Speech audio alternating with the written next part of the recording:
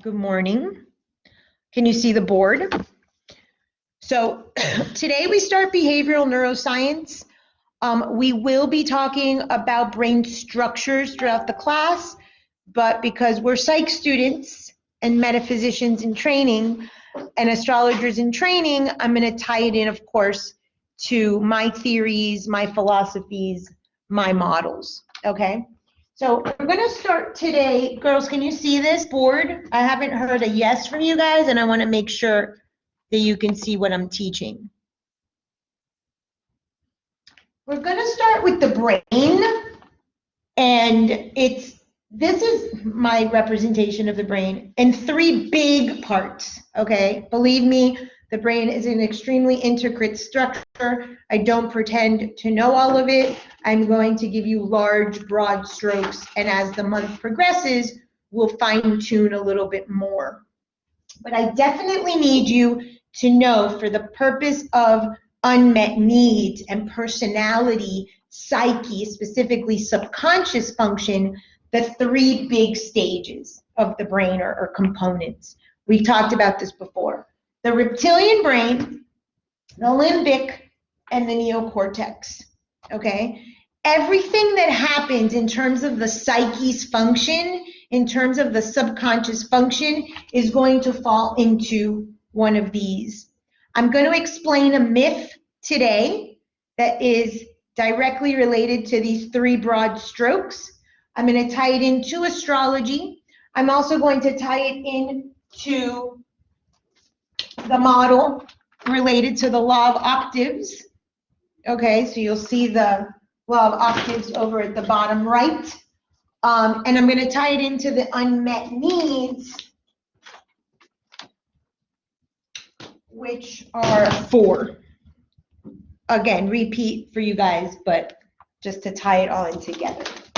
Okay, so I first want to start off with a myth. So before the Olympians, so Zeus and Hera and Hephaestus and Apollo and Ares and all the ones I always talk about, there was actually a group of gods called the Titans. If you ever saw Percy Jackson, all the gods' kids are going to that, school in the sky, whatever that place is called, where Chiron is the teacher, they make like a protective, clear wall, because the Titans are these huge monsters. They look like huge transformers. The Titans actually led the world before the Olympians took over. One of the main Titans was Kronos or Saturn, okay? So when I talk to you about dethroning your parents, which is going to be part 2 of the lecture today, that's where that comes from. Every single one of us has that notion in our psyche, in our astrology chart. It's the relationship between Saturn, Kronos, and Jupiter, who dethroned him. So Kronos or Saturn was a Titan. He was a Titan god. And his father used to swallow all his kids, because in mythology, a lot were, don't have a kid, he's going to dethrone you. You better swallow your kid, he's going to dethrone you. There was this big obsession with being dethroned. It's no different in our life. Our parents are afraid. Today I'm going to tell you how. And we're afraid. And this is this yevaitaya that we have in our psyche about who has the power in our life and why are we creating the same life as our parents if we really strip it down. So Saturn or Kronos the Titan was indeed dethroned by his son Jupiter or Zeus. Okay? Zeus is now the king of Olympus. He rules the skies. He's in charge. Neptune rules the oceans, and Hades rules the underworld. That was a result of Zeus or Jupiter dethroning the Titan Saturn or Kronos. If you Google Saturn or Kronos picture, there's a picture, it's gross, this guy like eating his children and blood dripping down. It's a really vivid, it's a famous painting. I have it on one of my Instagram posts. I forgot who the author is, or who the artist is. It's a very famous painting about this. This is a very, very symbolic thing in our collective unconscious, in our psyche, and that's where I get the book that I'm writing, Dethroning Olympus, comes from that myth. And what I see in practice is the struggle between parents and children, knowingly at a very subconscious level, to want to assume the throne, dethrone. Remember when I taught you the British monarchy, that was part of that. So what's this myth? This myth is specifically about the brain, the 3 parts of the brain, and we're going to go deeper into them a bit. So Metis is a Titan. So imagine this big animal, transformer kind of. And she has sex with Zeus, as everybody does. But Zeus was told, don't have children, you're gonna get dethroned. Again, that's a big theme in mythology. But he didn't know, but Metis was already pregnant. So what did he do? He swallowed Metis. Okay, this comes from the Bible when the Bible says we repeat the sins of the father. This is about transgenerational or ancestral trauma. This comes from this myth. The Titan has told to dethrone his kid, or to swallow his kid so he won't be dethroned, and we see this perpetuated. Zeus is an Olympian. He's a whole new set of gods after the Titans, yet the same theme continues on and on and on, okay? So Metis is a Titan. She's already pregnant. Zeus goes to the oracle, and Zeus says, oh, damn, I can't get dethroned, and he swallows her. I'm going to break down the symbolism in a minute. From that, Zeus gets a splitting headache, a very, very, very bad headache. He calls on Hephaestus. Remember Hephaestus, thrown to the bottom of the ocean from The Truth is in the Triangle?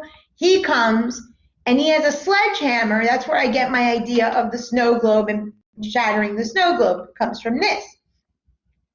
And Zeus is like, Hephaestus, my head hurts so much. Please help me. Hephaestus is the god of the forge. He makes metals and things like that. He makes metal tools. And he takes his sledgehammer and he slices Zeus's head open. And the head opens and Athena comes out. These are 3 large stages of the brain. This is the reptilian brain. She's crass, she's a Titan, she's that's just like our reptilian brain. It sticks to the basic functions. Survival, self-protective mechanisms. I need to breathe, I need to maintain my body temperature, I need balance. I've told you before, it's respiration, it's digestion, and it's sex, reproduction. People that have reproductive issues, people that have breathing issues, and people that have digestive issues are directly related to the unmet need of safety and security. Another way to say Metis, reptilian brain. The limbic has to do with protection, and validation has to do with Athena. Love everybody needs. Nobody got unconditional love. So if you know nothing else about your client, know that they lack love in some capacity because no one got unconditional love, okay? So she's the reptilian brain. That brain got swallowed, okay? That's important. In our psyche, the same thing happened. At the beginning, this was the brain. As we evolved, we added components to the brain, okay, just like in the story. Hence the limbic system. Zeus swallowed Metis. This is the limbic system that rules all emotions, values, and judgments, which is what we do in this class. That's what we do in the model. That's what we do in subconscious with my triad model. It's all about values and judgments. Right? Everyone remember that? What do we call the values and the judgments? Hey, the Costco card or the Nordstrom card? All tying together. The Costco membership is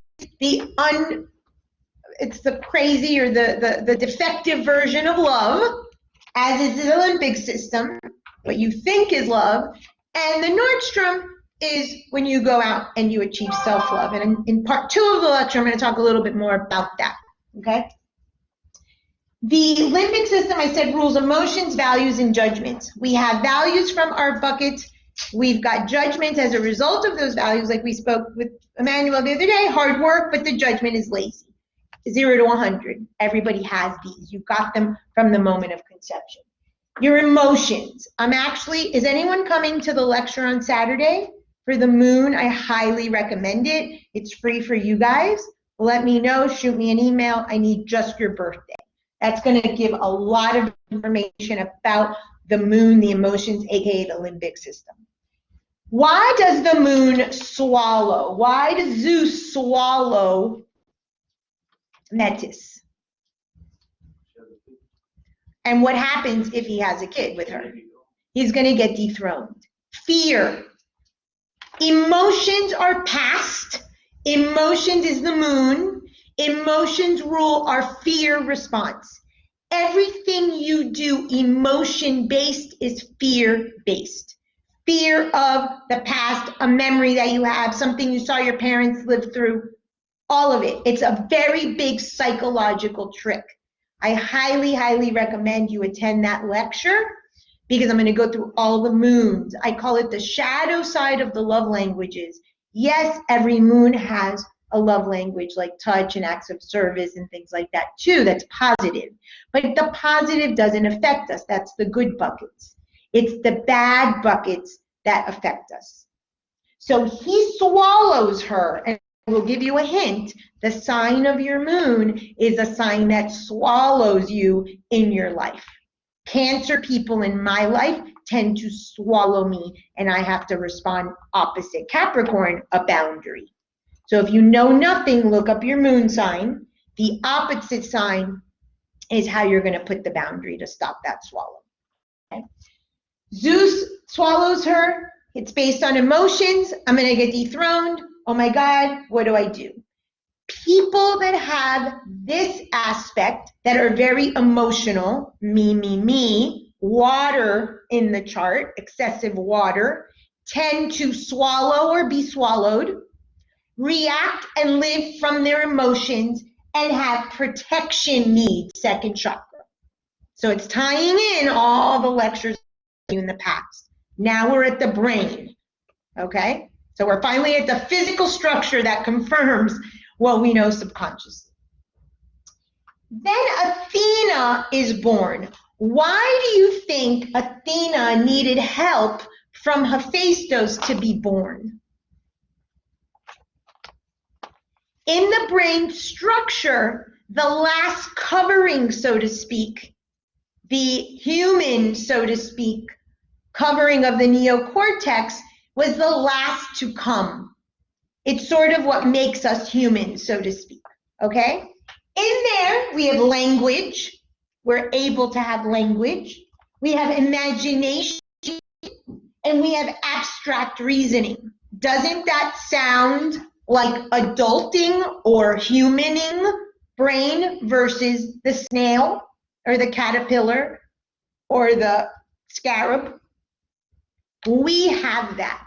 Obviously, somewhere in our evolutionary psychology development, as we were emerging as a species, we needed help.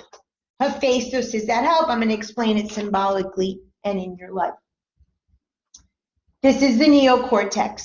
Athena in mythology is the goddess of wisdom, goddess of strategy, not goddess of war. That's Aries. She's goddess of war from a strategy point, wisdom. Because humans have the ability to abstract reason, the ability to communicate, you would think that we're a little higher than the animals, right? Animal brain,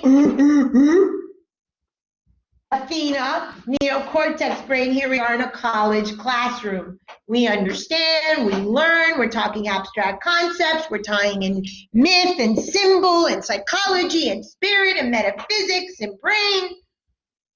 That's why we're here, because we have this ability. So we should, quote unquote, I don't like that word, channel our Athena in relationship and combination, blah, blah, blah. But many people work from an emotional standpoint. Many people work from a need standpoint of the basics. This is what Maslow's hierarchy of needs is based on in a nutshell. Okay? These people that live more neocortex have validation needs. Okay? So of our needs. And I said everybody has love needs, so it's not in the myth. Okay? So this is sort of the breakdown. These are the three sort of large aspects. That's the mythology we're going to work with today, and those are the needs. So what I did was I went a little step further, and I broke it down into symbol, metaphor, archetype, planets, astrology, whatever you want to call it. I've got here, for those of you on Blackboard, I'm just going to briefly show you our archetypes, which is what we talked about the other day of the game of life, the 12. They're here, and we're going to speak of them in terms of the brain. So what I identified is, for the reptilian brain, you've got Sun, Mercury, and Venus. So if you like astrology, you might want to make a note. Your Sun, Mercury, and Venus have something in common. They're called personal planets. Mercury and Venus. Sun and the moon are luminaries, but we're going to clump them into the personal planets. What makes the personal planets personal, and what makes the generational planets or transpersonal planets transpersonal? Anyone? Speed. The speed at which the planet moves determines if it's called a personal planet or a transpersonal. 7 days in the week referred to the 7 original planets. Sun, Moon, Miércoles, Mercury, Jueves is Jupiter, Zeus, Jupiter. Friday is Venus, Viernes. Saturday is Saturn. Did I forget one? Mars, Martes, Tuesday. 7 is a very spiritual number. 7 is the numbers of the days, the original planets. I'm going to get to the newer ones in a minute. 7 has to do with the planes in the universe, the steps in the Law of Octaves that creates change, the musical scale, etc. Okay? No different in our psyche. If we're using the astrology chart or the idea of archetypes or the idea of the kingdom, as I'm calling it, and you've got 7 main players plus 5, I'll get to those. Those 7 are the personal planets. Those are the ones that impact you day to day to day. How often does the sun change signs? Right now it's in Aries. 30 days later, it goes to Taurus. 30 days later, it goes to Gemini, right? 30 days. That's pretty quick for a planet. Mercury is also very quick, and Venus is also very quick. Does anyone know what planet changes every day? Sun and the moon. The moon. The sun every 30 days. There's 30 days in a sign. The moon changes every 1 to 2.5 days. Every sign in the zodiac, the moon goes through every 29 days. So the moon rules the limbic system. I'm sharing this metaphor so you understand how quickly your emotions change. What happens with the moon? Have you seen the moon today? It's like a crescent moon. It's probably like a waxing or first quarter moon. 2 days ago was like 2 days it was full and bright. Jesus. That's called the face of the moon. It was a Libra moon, right? The moon, yeah, it was full moon on the equinox was a Libra moon. That's called the face of the moon. If every day you look at the face of the moon, I have an app, it's called iLuna, so I go outside, but I also have it on my app. It tells me waxing, waning, gibbous, balsamic, first quarter, crescent, new, full. The face of the moon changes daily. What does this tell you about people that live from a limbic system? They change daily. You never know who you're going to meet with people that are responding to protection needs, that are pure emotion, me, well, I have Athena too. Now, that's the air element. This goes back to the elements. Water people are full on limbic system. I'm water, air. So I share the water and the Athena validation needs too. They're gonna change the face that they show you. You never know. Those are the people that you describe. Oh my God, tiptoe around them today. They're in a mood. I don't know how they feel today. They're responding through their limbic system. It's quick, quick, quick. Not quick the way that the reptilian fight or flight response. We're speaking emotion. The moon shows us moon, water, people. Protection need people. Every time you or your client reacts emotionally, it's fear and you're afraid of being dethroned, or you're afraid to dethrone your parents. I'm going to get to that in a minute. And I'm going to tie it in to your coping mechanism of action. Food, sex, shopping, Sephora, whatever it is. It's textbook when you break it down. But this is first before I can get to that. I put as the planets that rule the limbic system, the moon and Mars. Mars is the energy of the ego. Most of our emotional decisions are ego-based. Okay, so that's why I put Mars. In a minute, I'm going to explain the Law of Octaves, which is a spiritual, metaphysical law that will tie it all together. Okay, then, let me tell you a bit. Mercury rules respiration, and Venus rules reproduction in terms of love and sexuality. Mars also rules sexuality, so there's an overlap with Mars in the reptilian and the limbic brain, and Mars is also the fight or flight response. But for clarity today, I'm putting Mars where I put it, and I'm going to explain it in a minute with the Law of Octaves, why I chose that. But that's the reason. You guys can hear me okay over there? So those three planets, self-preservation, sun, Mercury, breathing, and Venus, love or sex for the moment, represent what I said here, which I said was digestion, reproduction,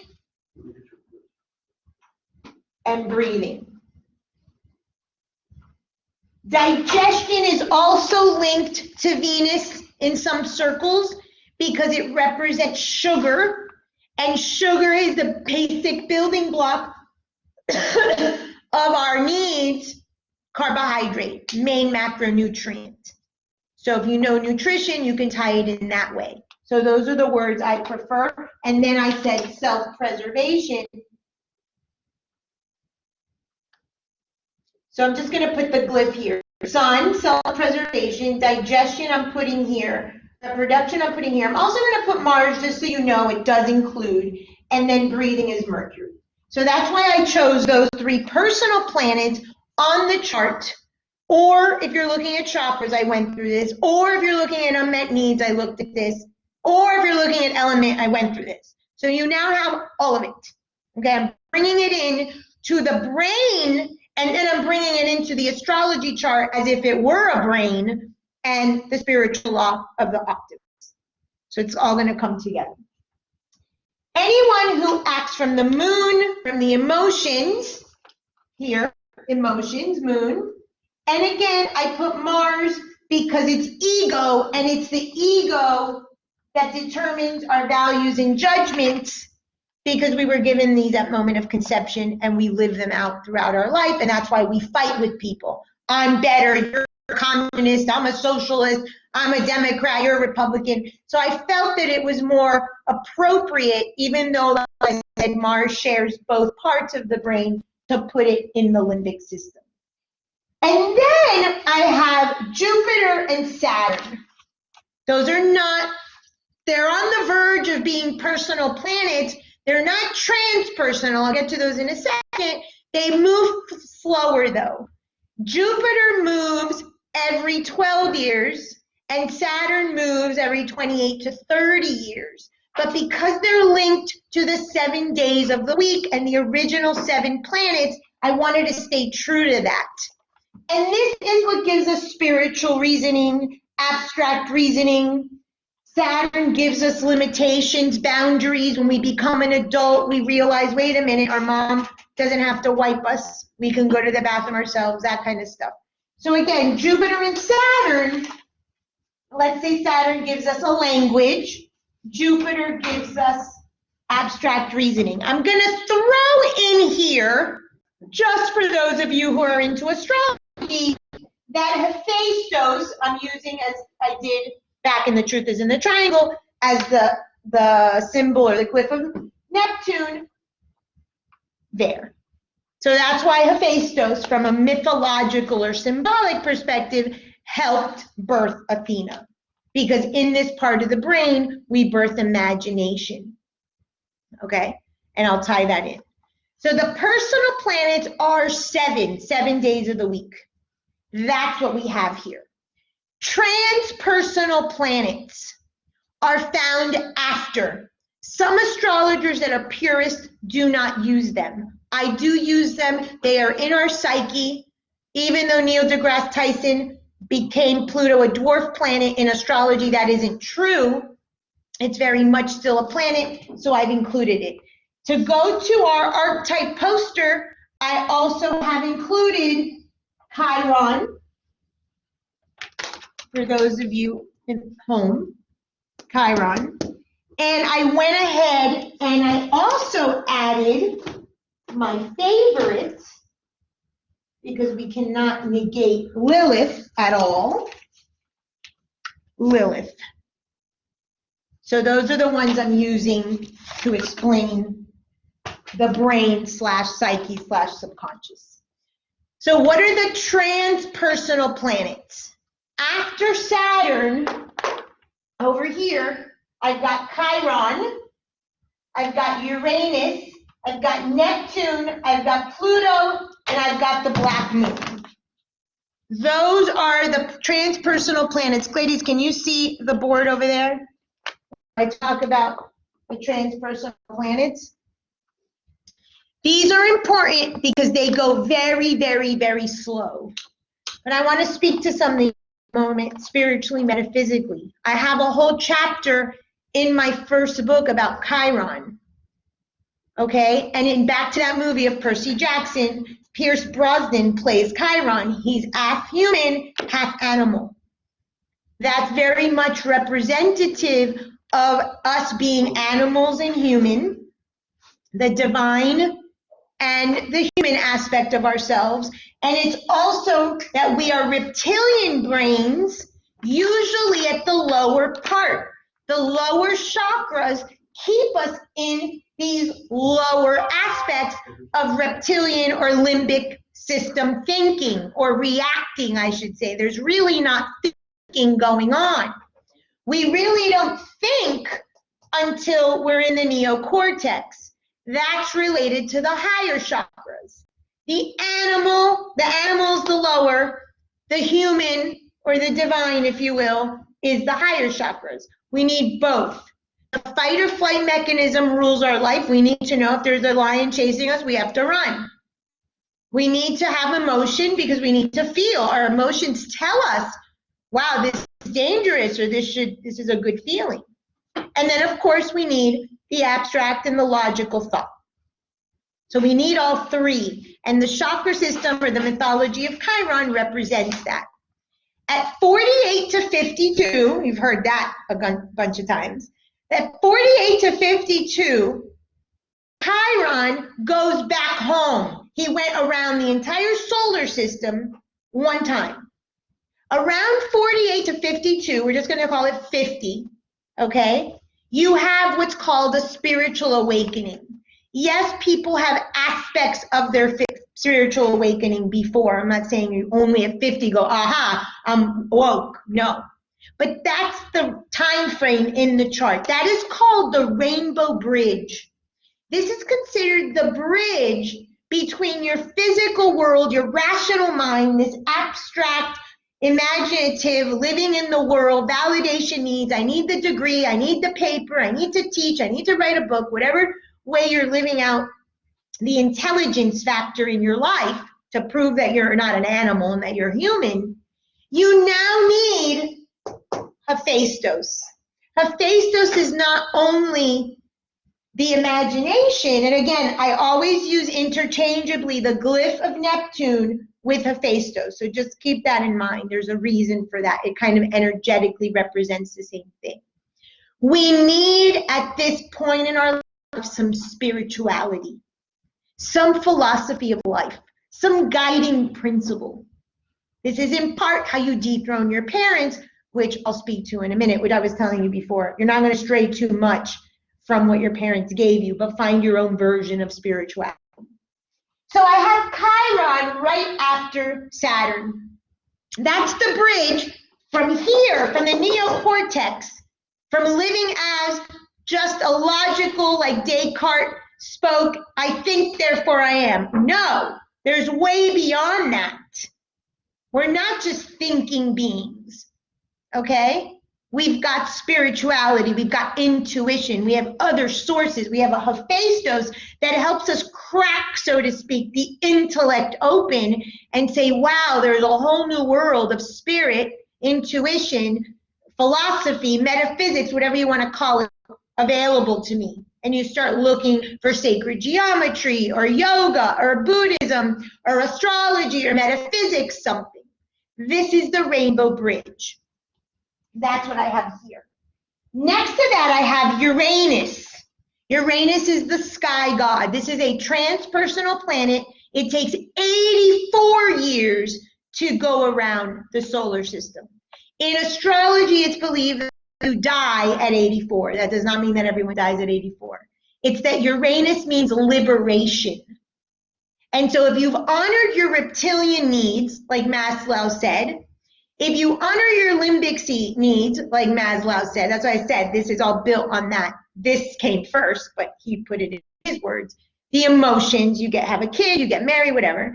You honor your logical educational needs. You read, you join a book club, you go to college, okay? You're on your way. Then you seek your spiritual needs. You're reaching self-actualization there, right? Then what's beyond but to die? Leave the body, liberate yourself. In Hinduism or in the Vedas, they talk about 4 stages of life. The last stage after 60, mind you, people didn't live as long back then, they called it moksha. You would renunciate all your material belongings. You'd move into the ashram that you've been paying your whole life. Now you focus on your spirit and you die liberated, hopefully, of your desires and all that. And the true liberation comes with the body. So that's the experience of moksha or Uranus in astrology or mythology or astronomy, liberation. What comes after that? Neptune. Neptune is the planet, could be delusion, it could be addiction, it could be confusion, doesn't matter, we'll talk about that in a minute, but it's the planet after Uranus because it takes 164 years to go around the zodiac. You'll never be alive in one lifetime to experience an entire Neptune, okay? Neptune is sort of the spiritual help you need going back to Hephaestus.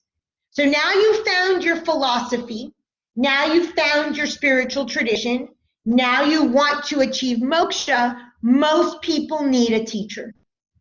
This is the sign of the spiritual teacher, the spiritual guru, so to speak. You know, I don't like that word. It also is a sign that rules cults.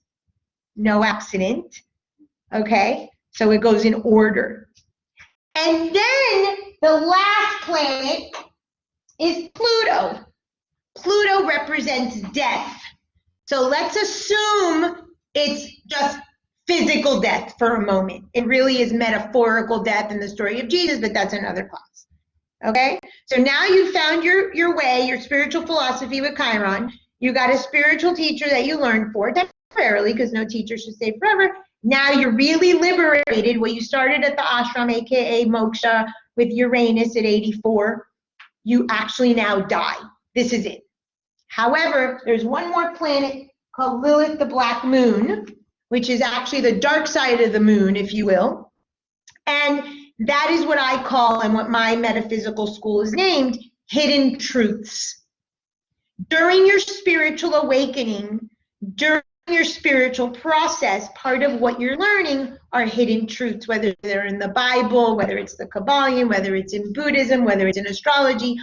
All philosophies, all religions have the same universal laws in common. Doesn't matter if you call it cause and effect in the Kabbalion or Hermeticist language, or the law of karma in Hinduism. And that's sort of the last piece, if you will, that you kind of connect with at death.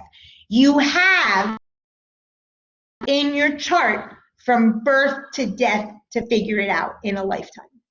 From the moment that you die at that deathbed, you still have, that soul still has a right to understand the music of the universe, the language of the universe. And a lot of times that happens. People start connecting to their loved ones. They start having clarity and they start talking. Remember when we did Death and Dying, I showed you that doctor that had all that, those interviews. There's a lot of research on that now. So when people get read their last rites in Catholicism, or even when they're about to get electrocuted, they're given an opportunity to repent, whatever language you want to use, to see God, see the hidden truths of your life, of what you are, of who you are, up until the second that you die, not a moment before. That's a true spiritual journey, these planets. So I'm just mirroring it with the brain, the three larger aspects, the elements, the unmet needs, so you could put it all together, okay? And this is the myth that sort of simplifies it, if you will, okay? So what did I do? That's my picture of the brain, lady. I don't know if you can see that. That's my picture of the brain. I'm by no means an artist. And here is an arc, okay? I do not know brain structure supremely well. I work more with the subconscious. But I do know metaphysics, and I do know astrology. And I get very, very, very clear messages from my guides about the arc of a circle, the arc of a circle. So when I'm preparing the lecture, I come across, no accident, that the motor cortex is the arc of the brain that unites the left and the right hemispheres. The left side of the body, spiritually, metaphorically, when we do health and illness, is female. It's usually emotion. It usually has to do with mother, baby, things like that. The right side tends to be masculine, tends to be male partners, so to speak, or partners. Doesn't matter what gender you are. We're talking, again, law of gender, masculine, feminine energies, not sexuality, on the right side. So in my language, I have named the left hemisphere of the brain the chalice, and the right the sword, okay? The left side is the chalice. That's the woman's cup, or the yoni, the vagina, whatever you want to call it. That's the receiver. The sword is the masculine penis, in the law of gender, Shiva. That's the penetrator. The penetrator, sword, and the chalice go together. In the ancient practice, that was called the Heros Gamos, which is what my second book, The Truth in the Triangle, is about, how to achieve wholeness through your relationship. Again, I'm not saying that someone has to have a vagina and a penis. This has nothing to do with the organs. It has to do with energy. There is a masculine energy and a feminine energy in every one of us. Whoever's more of the masculine is the sword or the penetrator in the relationship. Whoever's more of the chalice or the receiver, and you get together.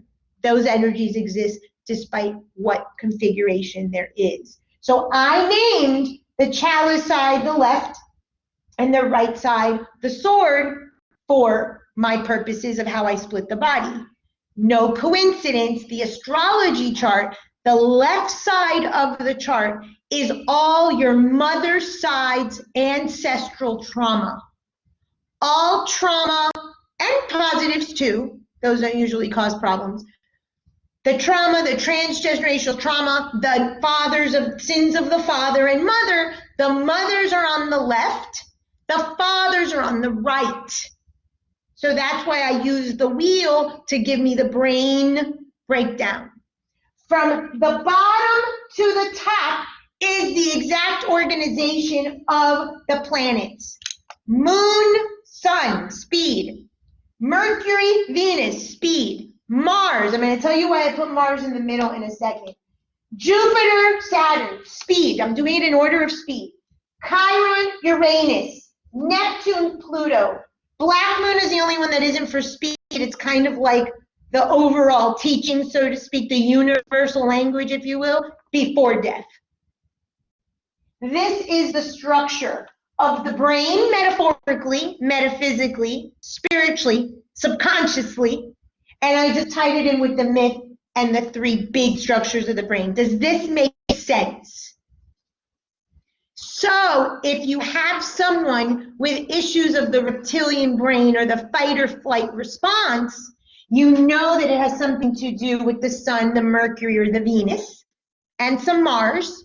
You know it has something to do with the safety and security needs, and you know it has something to do with the earth element, right? We talked about this. I'm not going to repeat all of it. And so this helps you as an added layer if someone indeed has a brain structural issue, as clients will have, to help you identify what need the moment of conception through the womb, through birth, and 0 to 7 they were dealing with. I had a client the other day whose son was born with no brain, just a brain stem, lived for 12 years. What? Yep. The symbolism there is crazy. Wait, there's a how does that fight even or work? flight response. How does What? that even work? I don't know. I Googled it and it's on the internet. Was he on like a hella machine? I don't know, but I think so. I'm pretty sure. Yeah. I'm pretty sure. Blood flow.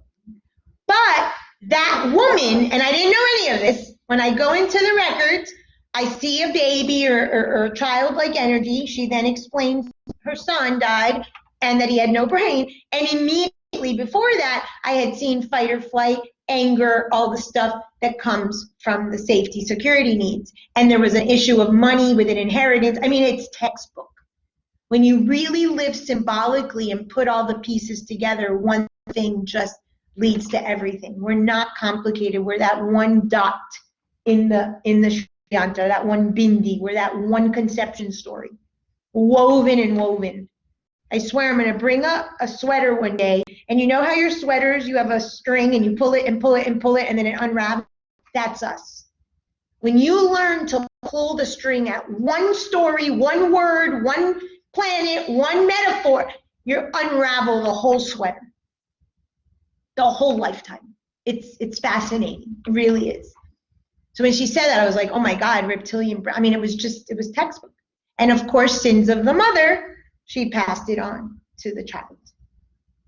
So it's magical. It really is a magical space to live in, okay? So these are the big sort of aspects. The reason I set this up like this is because I want to teach you, let me just check the time because I want to cover this earning, is I want to use a metaphysical law, the Law of Octaves. I've told you this before. My whole model is built on this. Child, teenager, adult. This is the Law of Octaves. This is the musical scale. I've told you before that my guides say metaphysics, music, and math is the language of the universe. Pick one. We do here metaphysics. Psychology is a branch of, so that's what you are, metaphysicians in training. Okay, that's the language. If you're a musician, good for you. You know this law because you know do, re, mi, fa, sol, la, ti, do. I studied piano, not very good at it, but I know the basic structure of the musical scale. That is a metaphysical law. And math, everything in the universe is geometry, is all math. Astrology is all math, so I kind of do know a little math. And why all my models are triangles, squares, and circles, math. Basic math, those are the languages. Pick one, you're going to get to the same route. I'm trying to tie it all in for you so you could see the client in many different ways and, of course, understand yourself. So what I did was I used the configuration of the planets in order by speed, and this is bothering me. No, I did it right. I didn't realize I had the moon and the sun, and the moon is first because the moon is fastest. So I went in order. I went in order to separate the 3 levels of the brain according to this, and use the law of octaves to tie it into my model of child, teenager, adult, which is basically thought and putting it into practice, making change in your life. So briefly, I know I've talked about this before, but I want to say it again. The law of octaves is a very important metaphysical law. When I did the dethroning Olympus and I told you to find out your number and your family, that is based on this law. There was a philosopher named Gurdjieff. He sort of is the one that this law is old and it's found in a lot of philosophies. He sort of popularized it, and he also tied it with the Enneagram. The Enneagram, there is a psychological Enneagram. I'm not talking about the psychology Enneagram, I'm talking about the mystical Enneagram. Is based on this law, okay? That's what Tesla knew. Tesla has a famous quote that says the answer to the universe is 369. That has to do with a triangle. It's the main triangle that are called shocks in the Enneagram. He understood it from a mystical, metaphysical perspective and a mathematical perspective. Okay? So Einstein, Hawking, Tesla, this guy, Musk, they all know this stuff. They're geniuses. I am by no means a genius, but I understand law of the universe and spirit. So no matter how you get there, just get there. Okay? So what I did was I broke it down. In the law of octaves, I call it the child. This is called do, re, mi. Okay? In the middle, I have teen, fa, what did I put? Do, fa, sol, la, ti, do. Okay, this is do. I'm just going to put teen here, actually. This is going to be Mars. So I've got do, what did I say? Sun, Venus, Mercury. I've got teen here. I'm going to explain that in a minute. Mi, fa, sol, la, ti, and then do again. Okay. The law is basically the musical scale. What Gurdjieff says is, and why I use the triangle and why I use the square, is do, re, mi are the first 3 steps of the scale, right? This is the same thing as the Father, Son, Holy Ghost. In science, it's positive, negative, neutral. The proton, the neutron, and the electron. You find this everywhere. Okay, in music it's do, re, mi. In Hinduism it's Shiva, Vishnu, Brahma. Shiva's the destroyer, Brahma is the creator, and Vishnu is the balancer, the neutralizer. These 3 forces are needed in anything to start the process of creation. Okay? It's a triangle and the child because it's just a thought. What do kids do? Kids get together and they draw notebooks and they're like, oh, we're going to start a band and we're going to build a school and whatever they do. It's just thought, obviously, right? They don't have money, they don't have the resources, they don't have the knowledge. They can't bring it up to the neocortex. They can't make it happen. They get stuck at the thought phase. So do you every New Year's Eve. Every New Year's Eve, you say you're going to join the gym, you're going to walk 3 miles, you're going to call up your friend, and you guys are going to go to Weight Watchers. And what happens by the 2nd of January? Absolutely nothing. Child. Most things you say that you're going to do, you don't do. Child. That's a triangle. I've told you before, triangle symbolic of the thought. That is do, re, mi. I, the sun, want to think, Mercury, about creating a business. Venus could be money or a restaurant or love, whatever. And it stays there. The reason I put Mars at the teen phase is because we require desire and will and impulse and the creative function, movement, the ego, in order to move into the adult. It's just like development. What happens when kids turn 14 to 16?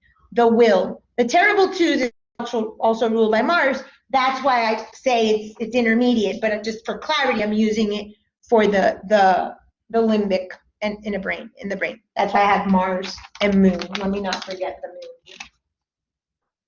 You have to have some level of emotion, some level of desire, some level of will, ego, oomph, creator, penetrator energy to make something happen for you. Okay? You might like a pretty girl here, but if you don't do the talking to her, she's not going to give you her number. It could be brought down to anything. The thought is the thought. The limbic system is the emotion and the desire, the will to move forward. If you stay there, you're going to be all hormonal, you're going to have a bunch of acne, and you're going to be angry all the time. If you don't make anything happen as a teenager, what do you have? You're going to the gym, working out with the muscles, but that's it. Nothing happens. You don't get the date, you don't get laid, you don't get the number. That's the adult. That is the sol la ti do. Why do I put do, re, mi, fa? In this metaphysical law, Gurdjieff says that between mi and fa, there is something called a shock. There is a shock to the system. That's where hopefully we as therapists come in. Someone reads a book, listens to a podcast, and all of a sudden they say, damn, I don't only want to lose weight, stayed in thought from January, but today I'm actually going to go buy the membership. I'm going to go buy the sneakers. Now, how many of you have a gym bag prepared in the back of your trunk and a membership to Gold or whatever, Planet Fitness, and you never go? That's there. You got the shock. You got the message from the podcast, the book, the teacher, the class, the pretty girl winked at you. You got the shock that you need to get out of the head and actually do something. But it's just not quite enough to actually make it happen. The square is adult, is putting it in place, putting the money, going, showing up at 5 o'clock in the morning to work out with the trainer. That's the adult. So my model here, the octave scale here, and the planets that relate are over there. So he says there's a shock. That shock is that impulse, that creator, that perpetrator energy of doing. I'm going to make it will, I have desire. That's what we call desire and will. Okay? That's the shock from mi to fa. If you do nothing, you stay a teenager. In my model too. You might say, Francis, I really thought about not eating that cookie, but I gave in to the cookie. You went right back to child. That's right. That's part of the behavior change process. There's a whole model of behavior change called the Transtheoretical model of behavior change that explains this in a different way. In public health language, pre-contemplation, contemplation, preparation, action, then maintenance. Same thing. You're in pre-contemplation, contemplation in the child. You're kind of in contemplation, preparation. You got the gym bag going at teenager, but it wasn't until action that you actually went and showed up at the gym that you are actually in the adult or neocortex. I don't care if you use self-actualization, psychology, Maslow, if you use Prochaska and Di Clemente for Transtheoretical model, if you use Gurdjieff for me, if you use my model for me, if you use metaphysics, if you use astrology, it's all the same thing. The universal laws are the universal laws. They're the same. People have given them over and over and over through the centuries different names. I simply took a myth that's super, super old and understood that it's related to this. The ancients didn't tell us what these myths really meant. That's the interpretation. I give it and I tie it in. So that's the beauty of these things. Pick one. It doesn't matter. Just do it and follow it because it will change your life. You do it in one area, you do it in all areas. So what happens after Fa? After Fa comes Sol, La, Ti, and then there's another shock between Ti and Do. So what do I have here? Do, Re, Mi, Fa, Sol, La, Ti, and then I brought you back up to Sun and Moon. Why did I bring you back to Sun and Moon? Because that's the next octave and it starts all over. Okay? Gurdjieff says that the shock between Ti and Do is the clincher. That's the one when behavior change really stuck. So last year, for years I was trying to change my diet. For years my best friend was a chef. For years I went to Whole Foods. For years I had a juicer and tried to make juice. But it wasn't until last June that I actually shifted the vibrational shock here and actually changed the vibration. And now I make the juice, now I eat the vegetables, now I eat the fish, now I drink the water. And my life changed, as you all experienced, for many reasons, but that was one area that my life changed. Hence the cancer, hence a better body, or better body image, I should say. I look probably the same, but I feel better. That's true behavior change. When you shift the octave. So when I tell a person, oh, you're made an adult decision and you kept making an adult decision, you kept with that earth element, you kept with the boundaries, you kept with the 48 to 52, you kept owning your own self-worth and not being selfish, quote unquote selfless for people that like that word. That's when you shift the vibration. That's how you shift your life. No other way. You got it in needs, you got it in Maslow, you've got it in Transtheoretical model, you got it in planets, you got it in brain, you got it in mythology. I don't know if I have any other language to invent to give it to you guys. That's what it is. Go to metaphysics, you got the metaphysics with the law of the octave. You got my model of the subconscious. I mean, it's the same thing. This is the answer. So that's why I broke the brain structure into the hemispheres, very simple. I know these are very simple compared to the complexity of the brain. Please, I am not by any means saying that this is the simplest simplification of the brain. This is simply metaphorical to tie it into these other philosophies so you can see that it's all the same. I know astrology inside and out. That chart to me says 5,000 different things. Brain scan to a neurologist. I'm not a neurologist, so I can't speak to all the specificities of the brain. But I can to the decanads and the planets and the degrees and the progression. So my brain scan is this, so I simplified it for you guys in terms of the hemispheres, the motor cortex, which is the arc. In this class, I have the labyrinth. One of these days, I have to figure out where we're going to walk the labyrinth. One of the reasons the labyrinth is such a beautiful metaphysical spiritual tool is if you actually look at it, it looks like the 4 hemispheres of the brain. So when you walk from one circuit, which is what they're called in the labyrinth, to the other, you're actually crisscrossing the left and right circuits of the brain, which is how we give with our right signal, we give to our left hand, or how that works. We see from our right, but it's the vision in the left, whatever that is.